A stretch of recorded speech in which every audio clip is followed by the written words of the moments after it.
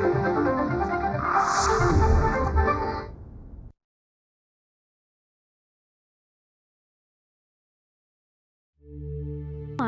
गावाखेड्यात अनुसूचित जाती जमातीतील बहुतांश व्यक्ती या शेतकाम, मोलमजुरी किंवा तत्सम रोजंदारीतून हातावर पोट असलेल्या घटकातील एक. त्यांची आर्थिक परिस्थिती लक्षात घेता त्यांना त्यांच्या मुलांना शाळेत पाठवून त्यांचा शैक्षणिक विकास घडवून आणणे अत्यंत कठीण जाते. महाराष्ट्र शासनाने ही परिस्थिती समजून घेत आपला आधाराचा हात पुढे केला आणि त्यांना नवं बळ दिलं आहे. अगदी ठोस उपाय म्हणून शासनाने अनुसूचित जातीतील मुला-मुलींसाठी निवासी शाळा सुरू करण्यास मान्यता दिली आहे. यामध्ये मुलांसाठी वेगळ्या निवासी शाळा आणि मुलींसाठी वेगळ्या निवासी शाळा सुरू करण्यात आल्या आहेत. महाराष्ट्र राज्याच्या गोंदिया जिल्ह्यातही हा उपक्रम पाहायला मिळतो.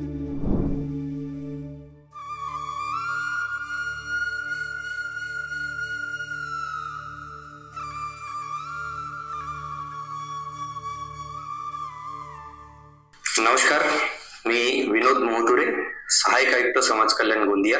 आपल्या विभागाअंतर्गत आपल्या संपूर्ण जिल्ह्यामध्ये 3 शासकीय निवासी शाळा अनुसूचित जाती व नवबौद्ध प्रवर्गाच्या विद्यार्थ्यांकरिता सद्यस्थितीत सुरू आहे.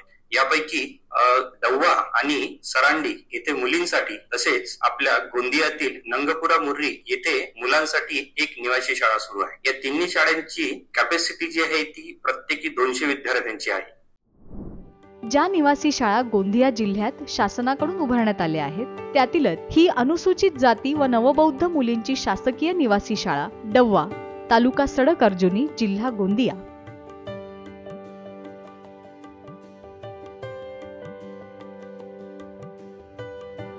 या योजनेच्या माध्यमातून डव्वा इथल्या मुलींच्या निवासी शाळेत अनेक गरजू आणि होतकरू अनुसूचित जाती व नवबौद्ध संवर्गातील मुली आता जास्तीत जास्त शिक्षणाच्या प्रवाहात सहभागी होताना दिसतायत. सद्यस्थितीमध्ये आपल्या या शाळा वर्ग 6वी ते वर्ग 10वी पर्यंत सुरू आहे. सोबतच या शाळांमध्ये विद्यार्थ्यांना सर्व शैक्षणिक व राहण्याच्या सोयी सुविधा उपलब्ध आहेत. आपल्या या शाळांमध्ये स्वच्छ आरोचं पिण्याचं पाणी, प्रत्येक विद्यार्थ्यांना निवासी व्यवस्था, त्यामध्ये प्रत्येक विद्यार्थ्यांना अंथरूण, पांघरूण, सोबतच पलंग, गादी, उशी अशा प्रकारच्या सर्व सोयी सुविधा उपलब्ध आहेत. जेवणाची देखील मोफत व्यवस्था आहे. शैक्षणिक सर्व सोयी सुविधा, मग पाठ्यपुस्तके असतील, नोटबुक्स असतील, रबर, पेन्सिल यासारख्या सर्व सोयी सुविधा या आपण इथे मोफत विद्यार्थ्यांना उपलब्ध करून देतो. तसेच आपल्या शाळांमध्ये अत्याधुनिक अशा science lab, math lab, language lab, सोबतच अत्याधुनिक संगणक कक्ष, आर्ट रूम, म्युझिक रूम आणि अशा प्रकारचे विविध सोयी सुविधा इथे उपलब्ध आहेत. तसेच या शाळेमधील संपूर्ण क्लासरूम ह्या देखील डिजिटल करण्यात आलेल्या आहेत. संपूर्ण शाळा ही सीसीटीव्हीने कव्हर आहे, जेणेकरून विद्यार्थ्यांची संपूर्ण सुरक्षा इथे पाहिली जाईल. सोबतच या संपूर्ण शाळेसाठी अतिशय सुंदर अशी प्रकाश व्यवस्था करण्यात आलेली आहे, जेणेकरून संपूर्ण शाळेमध्ये विद्यार्थ्यांना रात्रीच्या वेळी देखील कुठलाही त्रास होणार नाही.